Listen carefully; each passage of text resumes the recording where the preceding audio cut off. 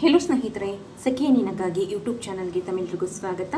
ಸ್ನೇಹಿತರೆ, ನಾನು ಇದನ್ನು ನಿಮಗೆ ನಿಮ್ಮ ತಲೆ ಕೂದಲು ದಟ್ಟವಾಗಿ ಬೆಳೆಯೋದಕ್ಕೆ, ಕಪ್ಪಾಗಿ ಬೆಳೆಯೋದಕ್ಕೆ ಮತ್ತು ಏರ್ ಫಾಲ್ ಕಡಿಮೆ ಆಗೋದಕ್ಕೆ ಒಂದು ಸಿಂಪಲ್ ಆಗಿರುವಂತಹ ಹೇರ್ ಆಯಿಲ್ನ ಬಗ್ಗೆ ಮಾಹಿತಿ ಕೊಡ್ತಿದ್ದೀನಿ.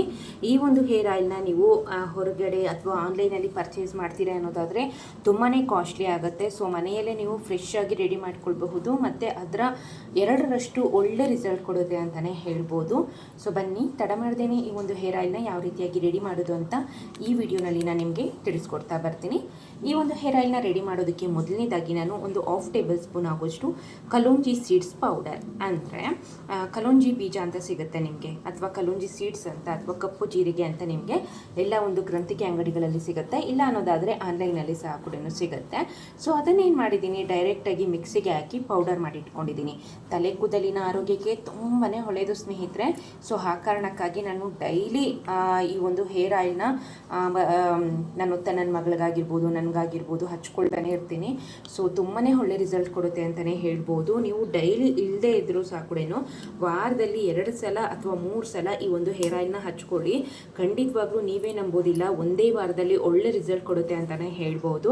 ಸೊ ನಿಮ್ಮ ತಲೆ ಕೂದಲು ಅಷ್ಟು ದಟ್ಟವಾಗಿ ಬೆಳೆಯೋದಕ್ಕೆ ಆಗಿರ್ಬೋದು, ಯಾರ್ಯಾರಿಗೆ ಲಾಂಗ್ ಹೇರ್ ಅಂದರೆ ನಮಗೂ ಸಹ ಕೂಡ ಸೊಂಟದವರೆಗೂ ಕೂದಲು ಬೆಳಿಬೇಕು ಅಂತ ಆಸೆ ಇರುತ್ತೆ. ಸೊ ಅಂಥವರೆಲ್ಲ ಸಹ ಕೂಡ ಈ ಒಂದು ಹೇರ್ ಆಯಿಲ್ನ ಆರಾಮಾಗಿ ಟ್ರೈ ಮಾಡ್ಬೋದು. ನಾನು ಇಲ್ಲಿ ಒಂದು 1/2 ಟೇಬಲ್ ಸ್ಪೂನ್ ಆಗೋಷ್ಟು ಕಲೋಂಜಿ ಸೀಡ್ಸ್ ಪೌಡರ್ನ ತೆಗೆದುಕೊಂಡಿದ್ದೀನಿ. ನಂತರ ಇದಕ್ಕೆ ಒಂದು ವಿಟಮಿನ್ ಇ ಕ್ಯಾಪ್ಸಲ್ನ, ಅದರಲ್ಲಿರುವಂತಹ ವಿಟಮಿನ್ ಇ ಆಯಿಲ್ನ ನಾನು ಇಲ್ಲಿ ಹಾಕ್ಕೊಳ್ತಿದ್ದೀನಿ.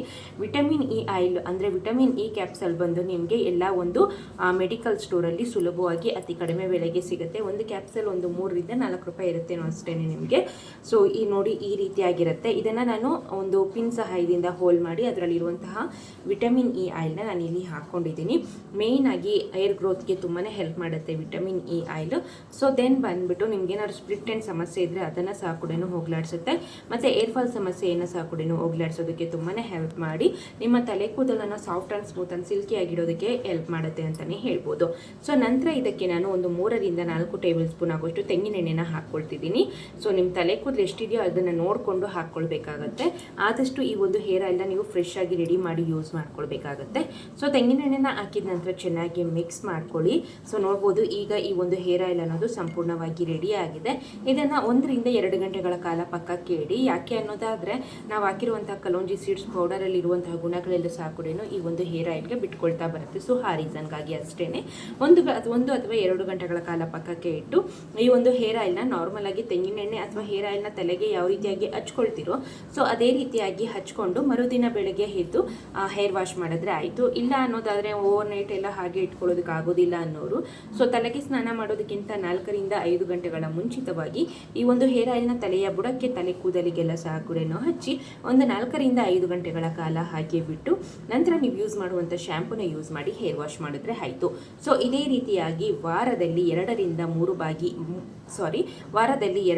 3 ಬಾರಿಯಾಗಿ ಈ ಒಂದು ಹೇರ್ ಆಯಿಲ್ನ ತಲೆಗೆ ಹಚ್ಚೋದ್ರಿಂದ ನಿಮ್ಮ ತಲೆ ಕೂದಲು ನಿಮ್ಮಿಷ್ಟದ ಹಾಗೆ ಸೊಂಟದವರೆಗೂ ಬೆಳೆಯೋದಕ್ಕೆ ಮತ್ತು ಹೇರ್ ಗ್ರೋತ್ ಆಗೋದಕ್ಕೆ ಮತ್ತು ಏರ್ ಫಾಲ್ ಕಡಿಮೆ ಆಗೋದಕ್ಕೆ ಸಹ ಕೂಡ ತುಂಬಾ ಸಹಾಯ ಮಾಡುತ್ತೆ. ಸೊ ಇದಿಷ್ಟು ಈ ಮಾಹಿತಿ ಆಗಿತ್ತು ಸ್ನೇಹಿತರೆ. ಈ ವಿಡಿಯೋ ನಿಮಗೆ ಇಷ್ಟ ಆಗಿದೆ ಅಂದ್ಕೊಂಡಿದ್ದೀನಿ. ಇಷ್ಟ ಆಗಿದ್ದಲ್ಲಿ ದಯವಿಟ್ಟು ಲೈಕ್ ಮಾಡಿ, ಆದಷ್ಟು ಯೂಸ್ಫುಲ್ ಆದಂಥ ವಿಡಿಯೋನ ನಿಮ್ಮ ಫ್ಯಾಮಿಲಿ ಮೆಂಬರ್ಸ್, ಫ್ರೆಂಡ್ಸ್ಗೆ ಆದಷ್ಟು ಶೇರ್ ಮಾಡಿ ಅಂತ ಕೇಳ್ಕೊಳ್ತಾ ಮುಂದಿನ ಇಂಟ್ರೆಸ್ಟಿಂಗ್ ಬ್ಯೂಟಿ ಟಿಪ್ಸ್ ಒಂದಿಗೆ ಮತ್ತೊಮ್ಮೆ ಸಿಗ್ತೇನೆ. ವಿಡಿಯೋ ನೋಡಿದ್ದಕ್ಕಾಗಿ ಧನ್ಯವಾದಗಳು.